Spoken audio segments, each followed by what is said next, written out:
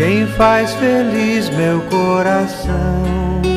Tua palavra, teu corpo e sangue, o teu amor sustenta minha. Proclamação do Evangelho de Jesus Cristo segundo Lucas. Glória a vós, Senhor. Um dia, Jesus estava rezando em um certo lugar. Quando terminou, um dos discípulos pediu: Senhor, ensina-nos a rezar, como também João ensinou os discípulos dele. Jesus respondeu: Quando vocês rezarem, digam: Pai santificado, seja o teu nome, venha o teu reino, dai-nos a cada dia o pão de amanhã, e perdoa-nos os nossos pecados, pois nós também perdoamos a todos aqueles que nos devem, e não nos deixem cair em tentação. Palavra da salvação, glória a vós, Senhor. Meus irmãos e minhas irmãs, que as palavras do Santo Evangelho perdoem os nossos pecados. Amém. Caríssimos irmãos e irmãs, a instituição do Pai Nosso também é um ensinamento muito poderoso no meio da nossa vida. Jesus, quando ele institui o Pai Nosso, ele também está ensinando uma oração poderosíssima para os discípulos. Uma oração simples, mas que tem muito poder na vida espiritual, na vida na igreja e na própria vida física mesmo. Hoje, no Evangelho de hoje, nós olhamos para o Pai Nosso e nós lembramos das vocações. Se os discípulos não tivessem tomado atitude e pedido para Jesus, ensina-nos o Pai Nosso, Jesus não teria ensinado. Ou teria. No Evangelho de hoje, nós aprendemos a ideia de como responder o chamado de Jesus. Nós precisamos saber o que Ele quer para a nossa vida, mas também nós precisamos saber o que nós queremos para a nossa vida. Como eu falei uma vez, o que nós queremos e o que Jesus quer deve estar entrelaçado. Porque daí, muitas das vezes, quando Jesus mandar alguma coisa e acontecer outra coisa, você não vai ficar nervoso. Quantas pessoas que falam, não, mas que se Deus quisesse não seria desse jeito. Mas que se Deus quisesse, às vezes é a vontade dele. Por exemplo, uma pessoa uma vez foi lá numa loja, comprou um produto novinho, comprou uma jarra, né, novinho. Aí ela levou pra casa. Levou pra casa a jarra, deixou em cima da mesa lá, tal. Primeira criança que passou esbarrou na jarra e caiu. E a jarra bonita, cara, aquela jarra de cristal, né? Toda onduladinha lá, bonitinha, toda deformada. Bonitinha a jarra. E ela caiu no chão. Nisso que ela caiu, espatifou, voou pedaço pra tudo que é lado. E aí a pessoa, quando ela olhou aquela jarra, ela, não, minha jarra! Você fez isso com a minha jarra? Eu não acredito que você fez isso com a minha jarra! Você quebrou minha jarra! Foi lá brigar com um menino que quebrou a jarra. Aí ela foi lá, brigou com o menino que quebrou a jarra. Aí ela olhou bem pra jarra. E ficou triste, porque a jarra quebrou. E aí, ao invés dela juntar os caquinhos, calma, porque às vezes foi um livramento dessa jarra ter quebrado. Não, ela juntou os caquinhos com raiva. Não, mas que se Deus quisesse, essa jarra não teria quebrado. Se Deus quisesse, a jarra tava inteirinha. É que isso daí foi olho gordo. Isso daí foi praga. Jogaram uma praga nessa jarra. E essa jarra pegou essa praga e por isso ela caiu no chão. Alguém ficou de olho nessa jarra. Eu vou descobrir quem que foi. No fim, descobriu? Não descobriu. Não descobriu. A pessoa não descobriu. Ficou sem a jarra. E ainda ficou estressada. Caríssimos irmãos e irmãs, retornando para o nosso Evangelho. Jesus nos convida a adorá-lo, mas sem sair do propósito que é estar com Jesus. Quando você está com Jesus, você não fica desconcentrado de nada. Que se dane a jarra que quebrou, que se dane as coisas que deu errado. Jesus basta. Ontem eu acordei de manhã e veio no coração veio no coração aí um pensamento muito bonito.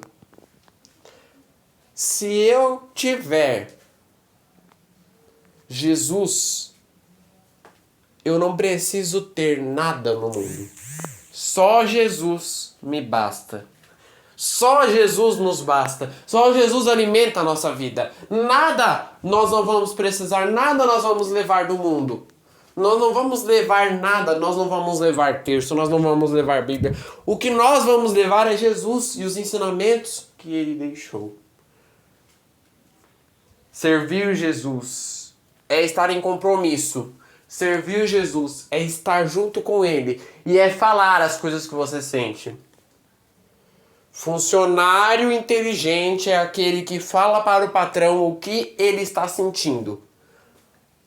Funcionário inteligente é aquele que fala para o patrão: patrão, eu estou sentindo isso, aquilo do senhor. Patrão, eu estou sentindo isso, eu preciso disso e daquilo. Claro, manifestar os seus desejos. Manifestar as suas opiniões. Porque quando você assinou aquele contrato lá para ele te contratar, você também estava assinando um compromisso com o seu patrão de que você ia ajudá-lo. Ajudar não é você oferecer o seu corpo para o patrão te escravizar o dia inteiro. Você sai às 6 horas da manhã e chega só às 11 da noite. Ajuda não é escravo. Caríssimos irmãos e irmãs, nós temos um certo costume de observar tudo como se fosse a pior das coisas.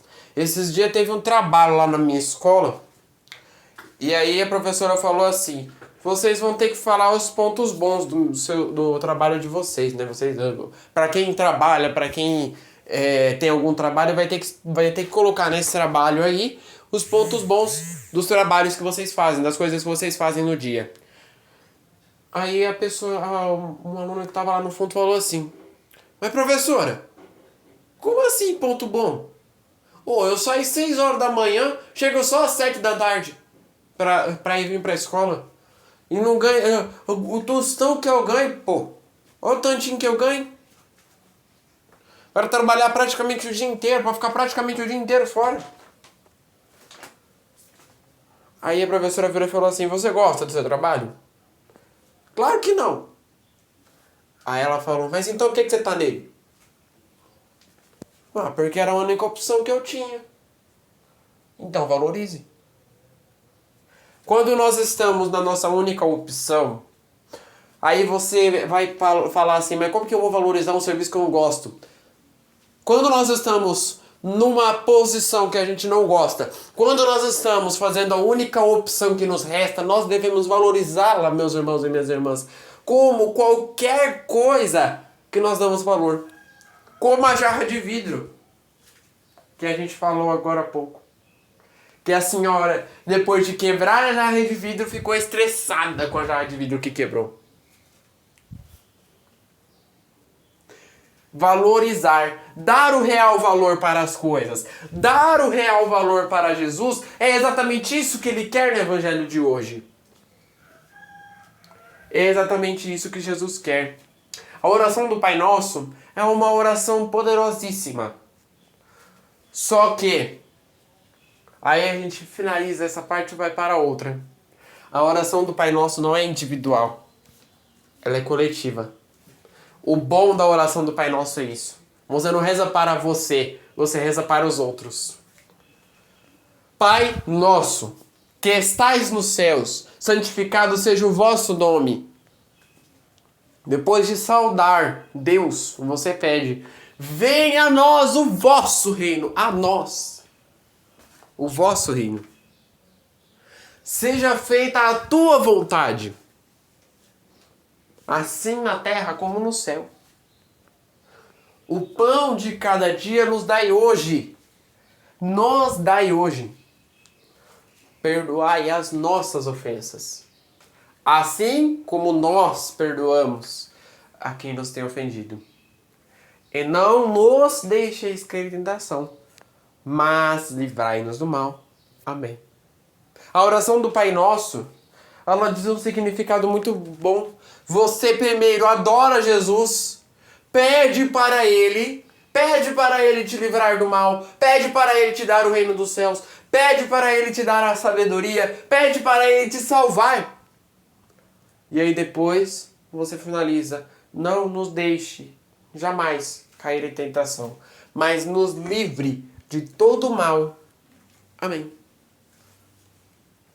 Você finaliza dizendo: Senhor, eu quero ficar perto de você o mais próximo possível, ficar na tua presença como qualquer ser vivo para te adorar.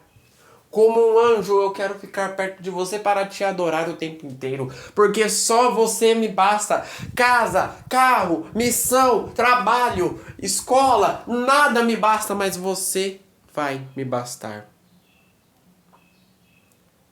Eu finalizo o evangelho de hoje, concluo o evangelho de hoje, lembrando do nosso amado e saudosíssimo Padre Léo.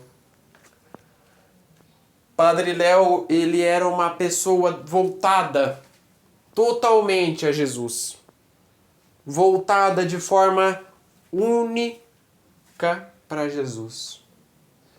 Uma pessoa dedicadíssima para o reino dos céus. Dedicadíssima para cuidar dos outros. Padre Léo tinha uma casa lá em Betânia. Betânia é o nome da casa. E nessa casa ele cuidava de muitas pessoas viciadas. Ele cuidava de muitas pessoas que tinham algum problema. Era uma casa de reabilitação.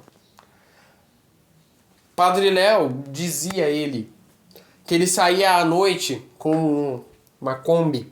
Ele saía à noite e procurava as pessoas que estavam em apuros, procurava as pessoas que estavam viciadas, e ele resgatava essas pessoas, porque era a missão dele. Vejam como a história de Padre Léo, que hoje faz aniversário, e se estivesse vivo estaria fazendo 62 anos. Vejam como a história de Padre Léo combina com o evangelho de hoje.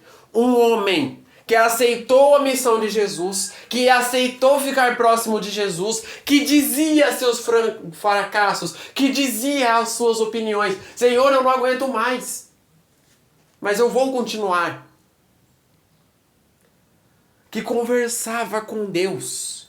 Qualquer dia peguem uma palestra de Padre Léo e vocês vão escutar ele, no final de todas as palestras, ele fazer uma oração.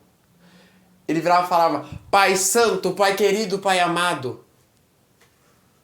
Era como se ele estivesse naquele momento conectado com Deus e conversando espiritualmente com Ele. Rezemos juntos. Pai nosso, que estais nos céus, santificado seja o vosso nome. Venha a nós o vosso reino. Seja feita a vossa vontade, assim na terra como no céu. O pão nosso de cada dia nos dai hoje. Perdoai as nossas ofensas, assim como nós perdoamos a quem nos tem ofendido. E não os deixeis cair em tentação, mas livrai-nos do mal. Amém. Que no dia de hoje fique na paz e na alegria de Deus.